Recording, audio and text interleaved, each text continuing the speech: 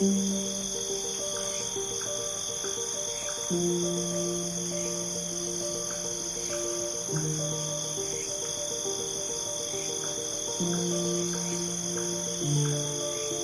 Limoniid crane flies of the subgenus Trimicra within Symplecta are delicate, long-legged insects that inhabit damp environments, often near streams, wetlands, and forests.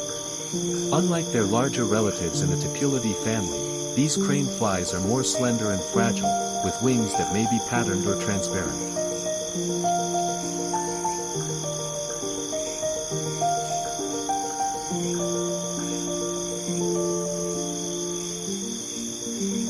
Despite their resemblance to mosquitoes, Limoniid crane flies are entirely harmless. They do not bite, sting, or feed on blood.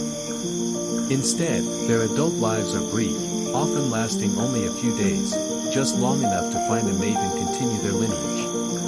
Their presence in an ecosystem is subtle yet significant, contributing to the food web as prey for birds, amphibians, and other insectivores.